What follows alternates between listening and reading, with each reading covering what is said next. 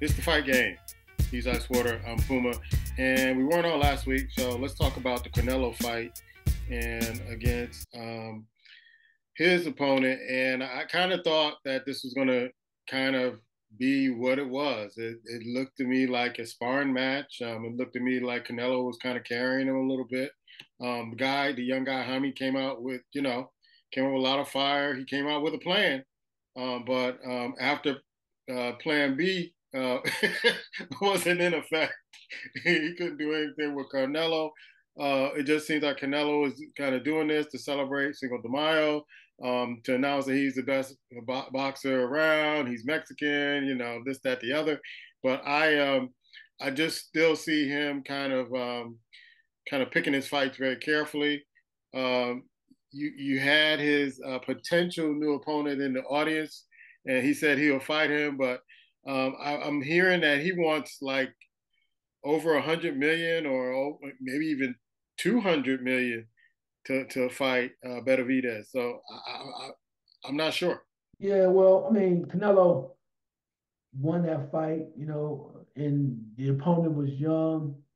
He put up a hell of a fight. I mean, he came to fight, he was ready to get in there, and it was like at some point though, you just knew the veteran ringship was gonna take over, right?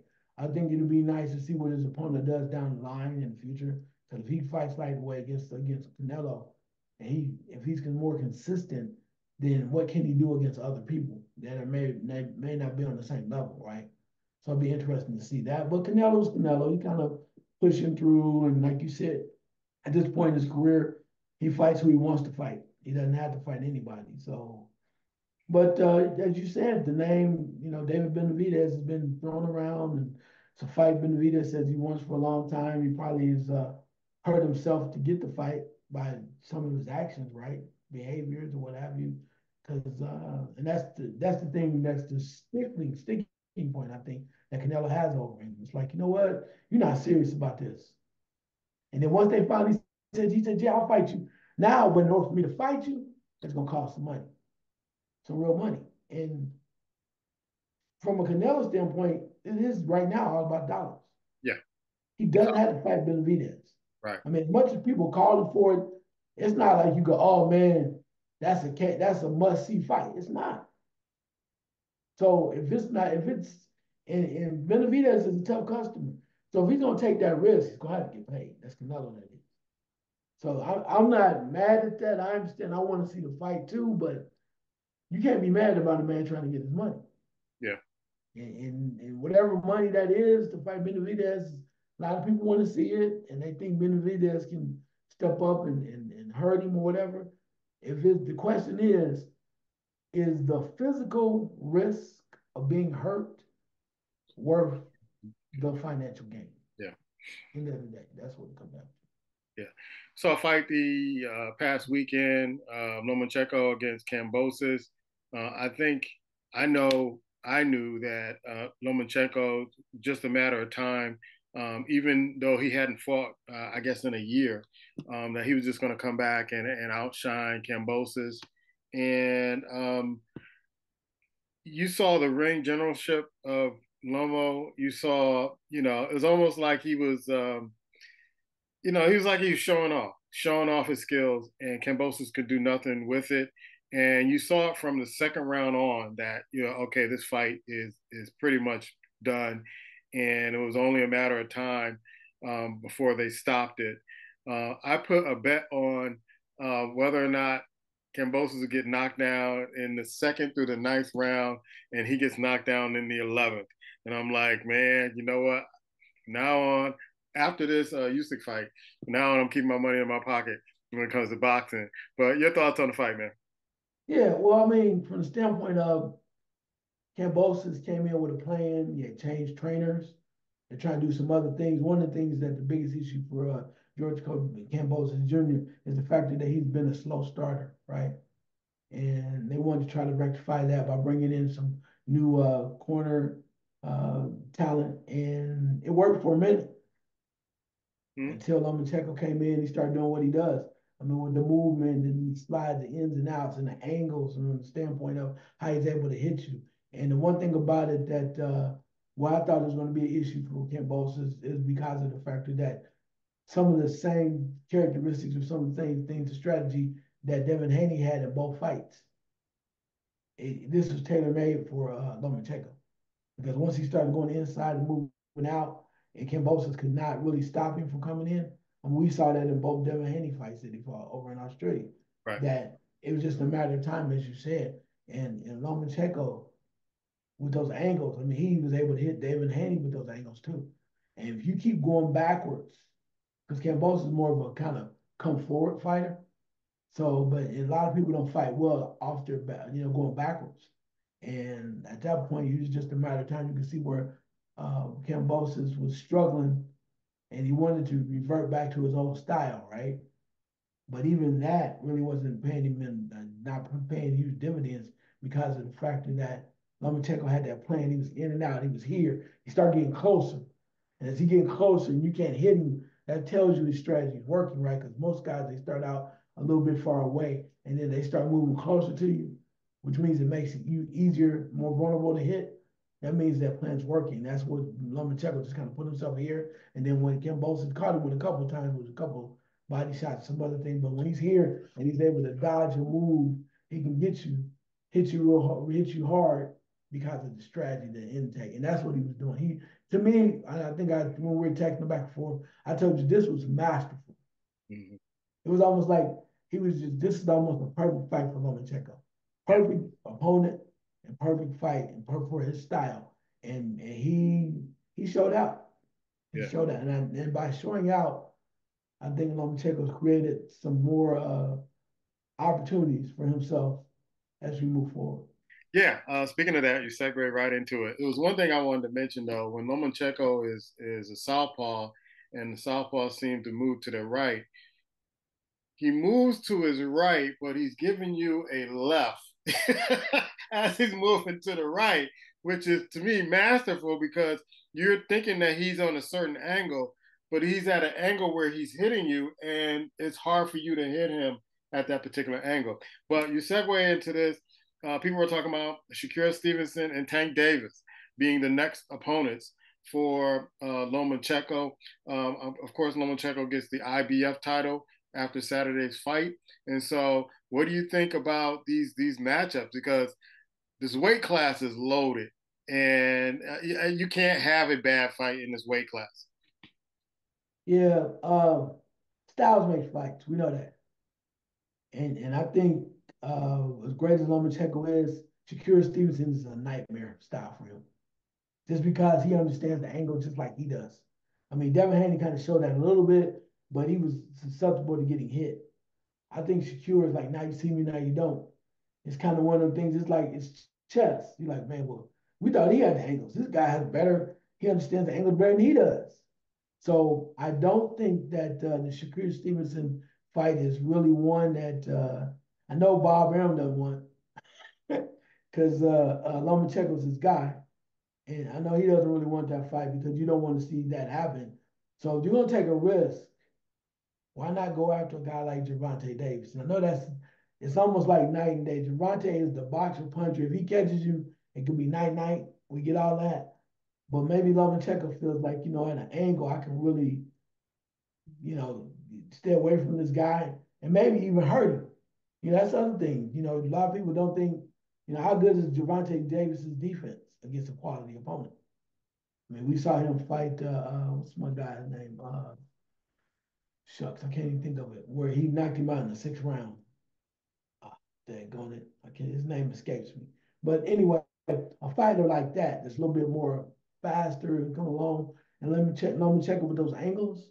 Mm-hmm. I think that might be worthwhile. Plus, too, from the standpoint with the Tank Davis fight, it'd be a big money fight, be a lot of money on the line. And if Lomachenko can outlast him, Tank Davis is what it is. I think that's a good fight, but I do not think they want to have anything to do with Shakur Stevenson because you on the roll right now. Why you want to go backwards? Why you want to, The other thing too that I thought would be kind of cool, but it's not going to happen because not enough money, is a rematch with Devin Haney. I'd like to see that. I don't think that's going to happen. I know it ain't going to happen. Daddy Bill's not going to let that happen. No. They barely got away with a decision last time. Now, Yeah, they escaped. No, he don't see him no more. yeah, some people say he got robbed, but they're not gonna chance that. Uh, Now, folks, you know why we're here. We've been arguing about this for weeks. It's fight week. It's Fury Usyk. You know where I'm putting my money on. I'm putting my money on the little man. Got the bet already. The little man will win this fight. So it's fight week. You haven't heard too much about this fight. Hopefully, in the next few days, you'll see some of the promos on TV and them doing the face off and stuff like that, and the weigh in and all that stuff. But I'm looking forward to this fight. This fight is in Saudi Arabia, and you know how the Saudis do it. They do it up right. They're going to have a bunch of fighters on this card. Your thoughts about this, man? I mean, I'm excited. I've been waiting. I'm trying to be quiet because I don't want nothing to mess it up or jinx it. I need to see this fight. When you said it was this weekend, I was like, oh, for real? Yeah. Oh, wow. And the undercard's fabulous.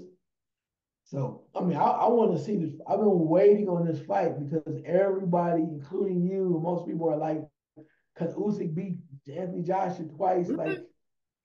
Everybody is agreeing with me. I mean, I'm usually the slut rock of the betting world. this time, you got a lot of people in that corner. Because some people don't believe in Fury. They think he don't know what guy's going to show up. And I can agree with that. And you mentioned the last time when he fight the UFC fighter and he got rocked. I mean, so yeah, but I think Fury is, I think he's going to be in shape and may the best man win. But I think the main thing is, though, a lot of people think that Fury's going to be like Anthony Joshua. And considering that um, Usyk has been a cruiserweight and he moves real well and can box and he's used to fighting big guys.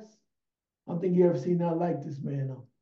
This man moves, he can hit, and he'll fight any way you want him to fight. Ask Deontay Wilder. He will fight any way you want to. And that's the other thing too. He can hit too. So my question is, how long can Usyk run? Okay.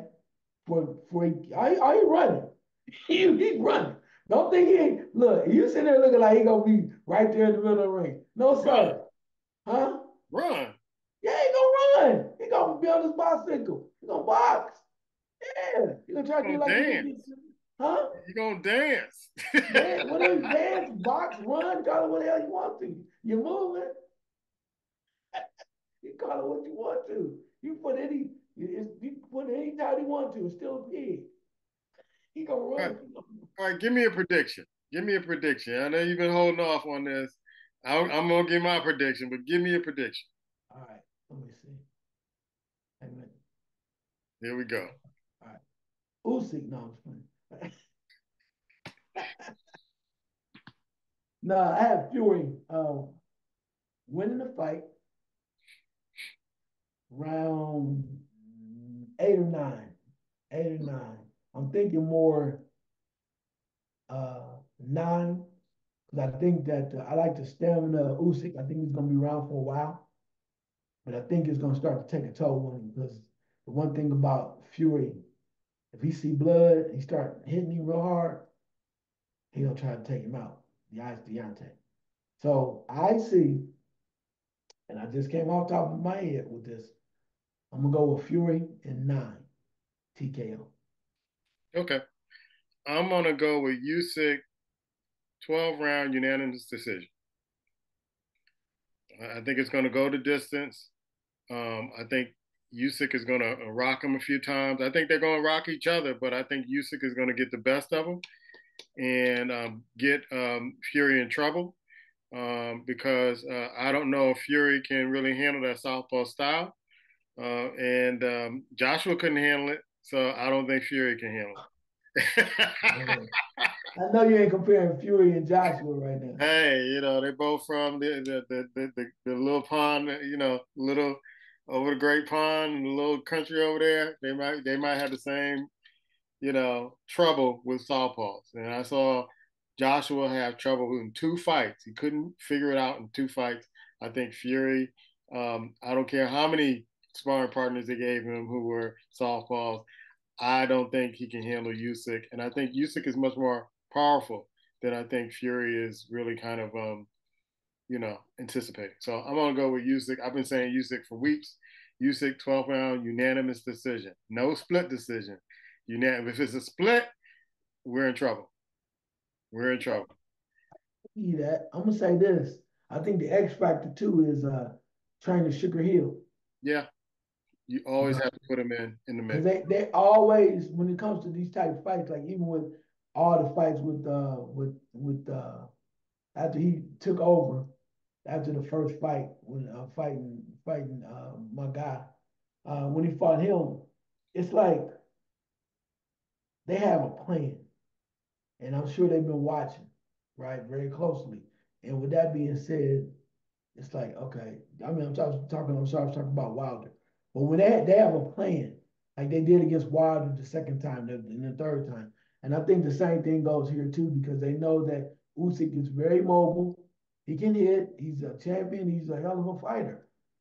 But the question is, that's why you're going to see, I think, where Fury's going to be in better shape. He doesn't have to be heavy because he's trying to lean on him and be the bigger guy to the little man. He's not going to try to ride. He's going to be a little bit more. He's going to be more fluid and being able to move around, more versatile, more mobile, and that's what they need because they need to be able to cut the ring off.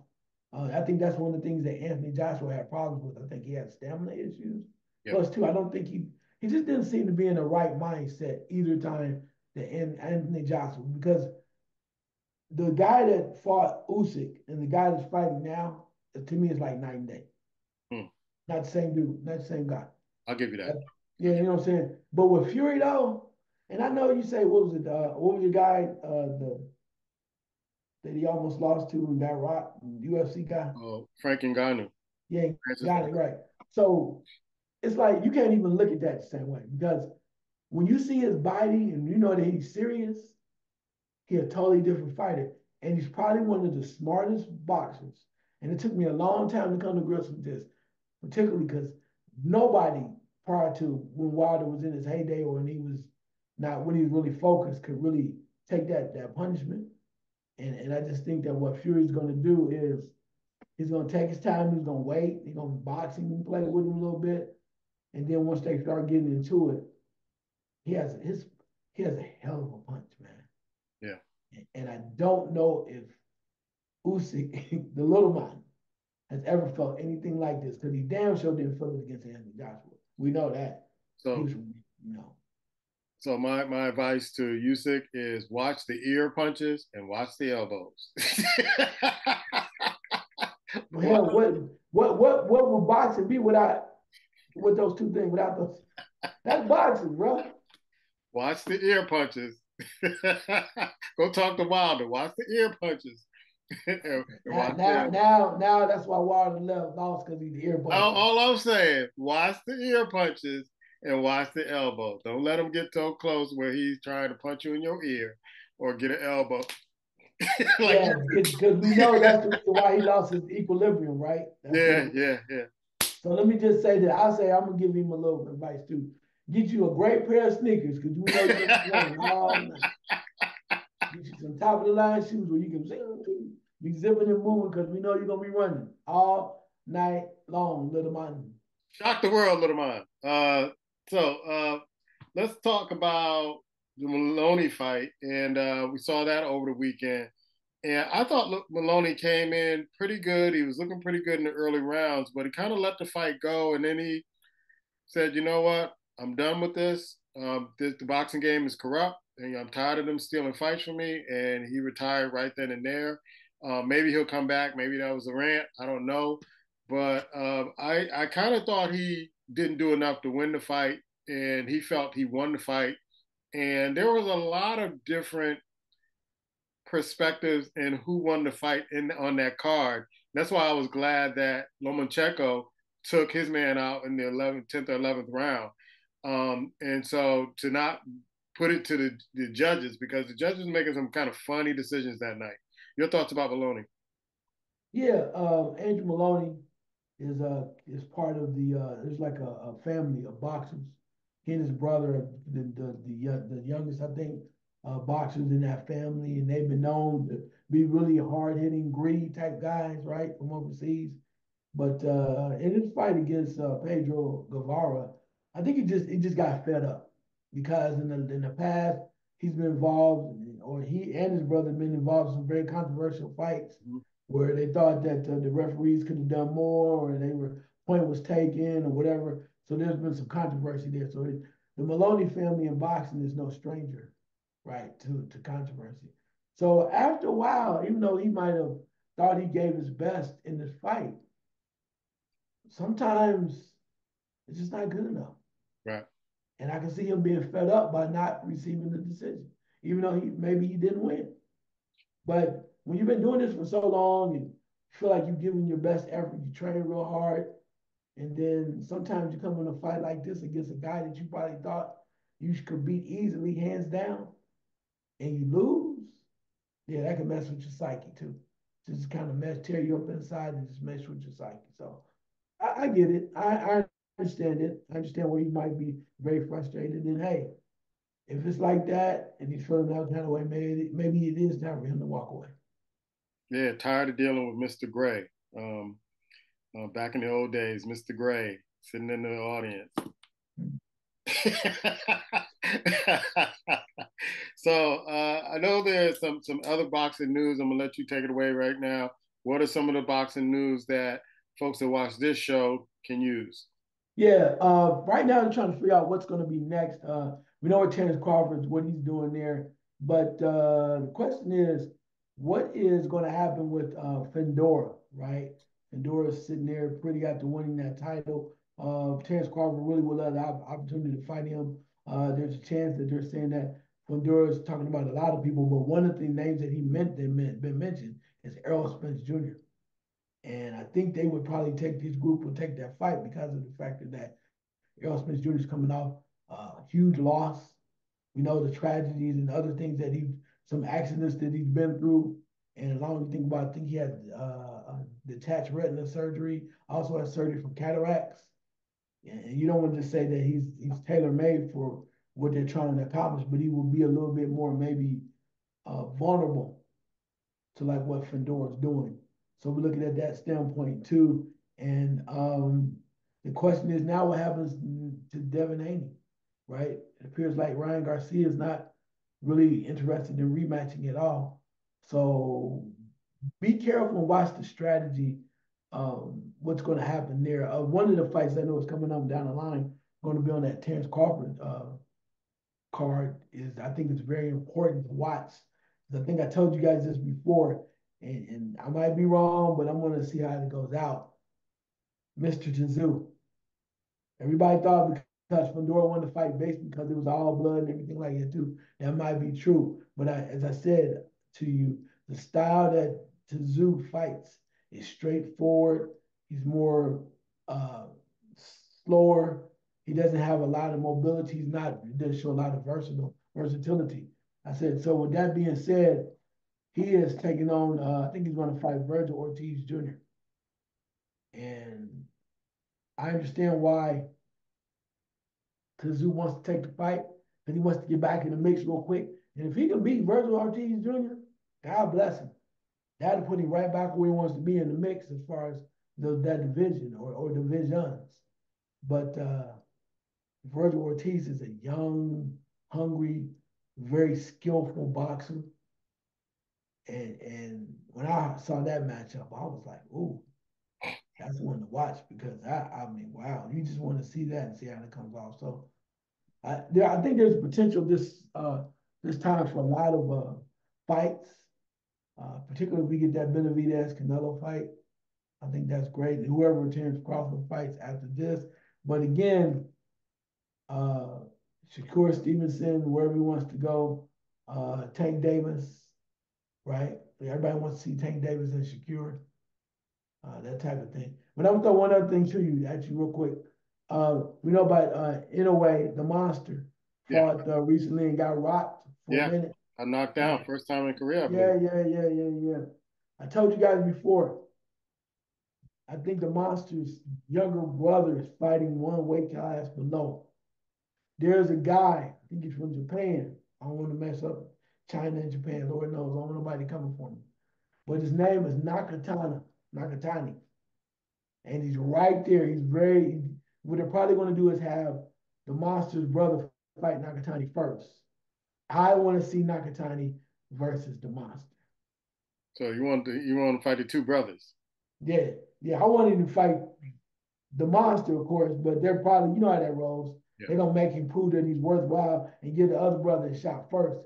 But remember that name. You've probably seen him already before. Nakatani, Dynamite. In fact, Nakatani and the Monster they got a lot of energy. Both of them. They they come right at you.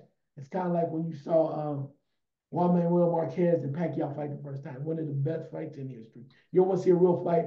Watch that. Juan Manuel Marquez versus Pacquiao. One of the most action-packed fights ever. These two guys, Nakatani and in a way, the Monster, I have a feeling that it would be that action packed. They both have very fluid styles. They move around. And they just keep coming at one another, and it would be a can't miss matchup. He's Icewater. I'm Puma, and this is the Fight Game.